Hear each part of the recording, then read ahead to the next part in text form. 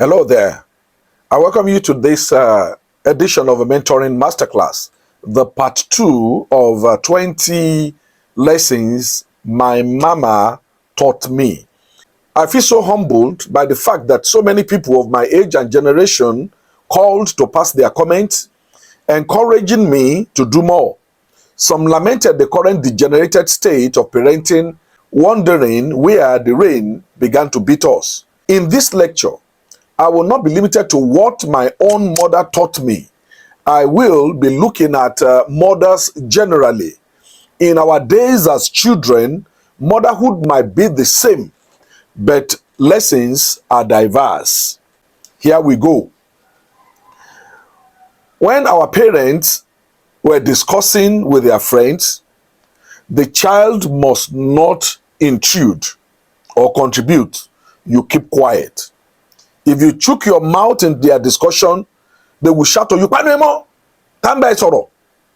Number 2, when two elders are standing, one here, one there, you don't pass in their middle.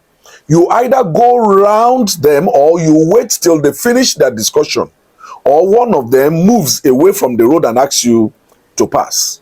Number 3, if you are to pass through a narrow road that will take only one person per time, as a child, you wait for the elders to pass by.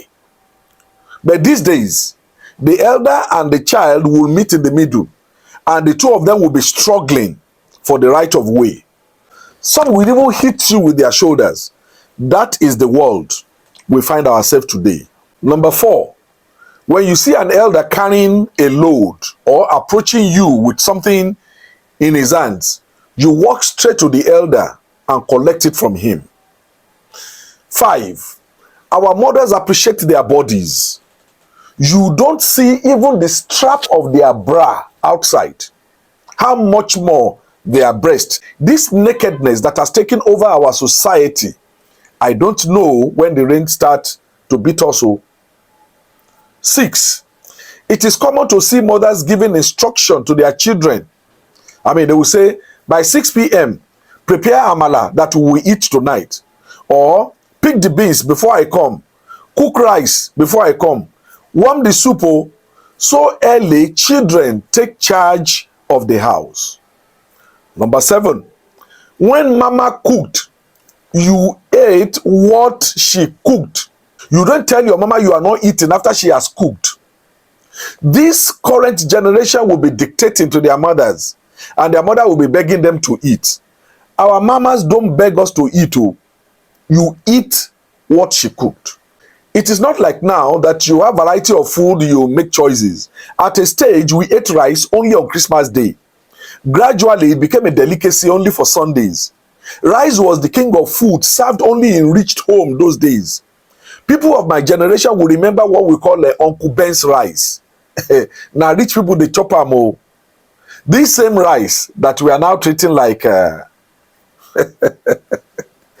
Also, as a child, mama will put small lactogen inside akamu, stir you together, and put you on their laps to drink. Mama will carry you, put you on her laps there. She will use her hand to cover your nose and then put one hand there, and then she will now pour the akamu there. And before you know it, the akamu is in your tummy. And you become very strong. You are playing all over the place.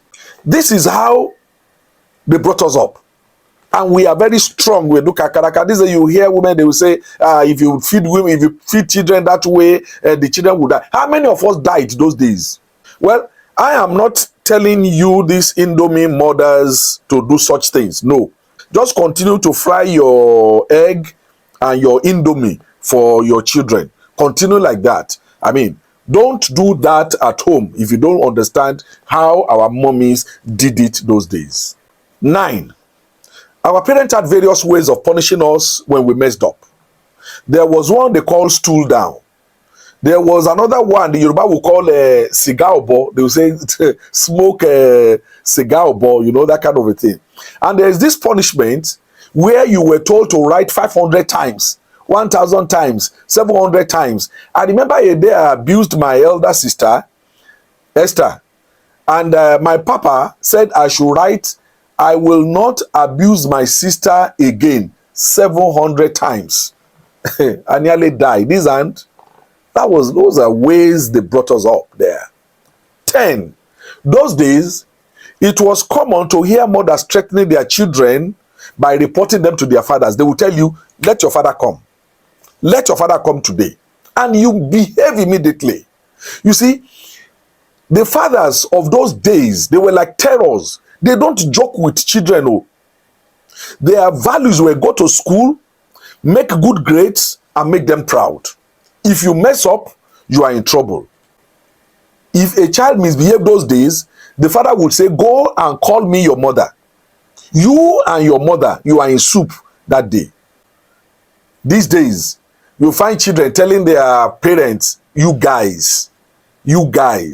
Some will even tell their parents, cool down. Number 11, in the same vein, the elders take responsibility for the younger ones. When parents are not at home, the elders is saddled with the responsibility of the house. If anything goes wrong, they will call the elder to account. So you can see how the training goes in the family. That is why most firstborn in many homes are deputy parents. Number 12, our mothers had a way of reminding you not to commit an error you made earlier. So when she was calling you to duty, there was a kind of subtle reminder, a hint like an abuse. Every instruction ends with a kind of caution like abuse. Let me give you some examples that was very common with the Yoruba mothers. They will call you, come and eat your food, oh, Tifun Lono. Can't you greet, Don Gishola? Where are you going, Okponu? Have you washed the plates, Oledarun? Have you done your homework, Olodo? The abuse is not an abuse really, but a call to order. A warning for you to be alert, not to commit an earlier error that you have made. For our mothers, if you made a mistake before, you should not make that mistake again. 13. If she is talking to you and you didn't answer, she will say, that is, don't you have answers to give? There were times when you respond, when she talks, and then she will still tell you that I am talking and you are talking. You will be in trouble. If she's speaking to you and you are not looking at her, she will hit you and tell you that Ojulorowa. And there were also times that you are talking and you are looking at her all the time. She will say, Shajularami. You know, all our members were doing that time is their own local way of training us to be smart, to think properly and know the right thing to do at the right time. That is why they say that you don't require to explain everything every time. Children should be smart enough to know things on their own. 14. She asked you to bring something for her and you brought it. Our mama believes you should be able to use your senses to know where to put it. But these days, you will bring it and say, Mama, where do I put it? Our mama will tell you, put it on my head. They expect you to know what to do. Say the same thing to children of these days. Say, put it on my head if they will not put it there. 15. There were things you did wrong that mothers of old will not accept. I will give you examples. When you are walking and you are dragging your foot on the road, you are dragging your slippers on the road, a mama will talk. When you are eating and they can hear your mouth, our mama will talk that, can't you eat without that kind of thing there?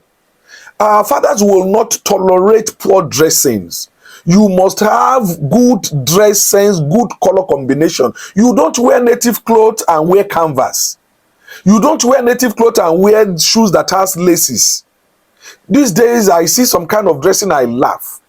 Your trousers must reach your ankle, if not the heels there. These days, they wear what we call sofe. I don't understand how things like that. You are walking and you are dragging your leg on the foot. And mama will say, oh, what's any leg? They don't take such things. Or you are a girl, you sit down, you don't know how to sit with your two laps closed there. They will talk. These days, these Indomie mothers don't know anything like this there. Things have gone wrong. Number 16, our mothers remain with our fathers through the thick and thins. Despite our father's imperfection, they stayed in such marriages, and they will be telling you that I remained in this marriage because of my children. We thank you, mothers, who endured our fathers because you wanted us to survive. You wanted us to become something in life. These days, some women have prepared their mind. They will tell you, and they become baby mamas, they become single parents. I mean, I'm sorry, I don't want to go into that area now. But our mamas remained with our fathers. Divorce was a rarity those days. They will remain there. They will remain there. They will tell you that, don't worry, I will remain in this house because of my children. Thank you, our mamas. May the Lord bless you wherever you are. If you are watching, mama, I clap for you today. Thank you, mama. God bless you all. 17. Mama taught me that I should never pick a wife without checking the family she comes from. Those days, you are not just married to the girl, you are married to the family. And that's why they say that you can endure a bad wife, but you cannot stick the bad in-laws. Number 18, when our parents correct you by beating you, you don't cry. Mama will say, you will get another slap, and then you will keep, these days, beat a child, and the guy will start shouting all over the place, and the mama will, hey, mama, sorry, mama, oh yeah, come, mama, come, mama, come. Try that with our mothers. You will cry again. 19, when going to visit people, our parents taught us to take things along for them, buy things for their children. We were taught not to depend on the host totally. Also give them things when you arrive there. The Yoruba people have a saying for this. Ara oko tí yóò jẹ búrẹ́dì, yóò fi iṣu ránṣẹ́ sílé. Don't forget this. 20. Our mamas don't eat alone. If a neighbor had a visitor from the village or from anywhere, our mothers will show love to them by cooking a sumptuous dish for them. And this is how we live our communal lives. This is the part 2 of 20 things Mama taught me. I hope you have gained something here. I will still come with some more lectures on the values of the past so that we don't forget this. I love you all. God be with you.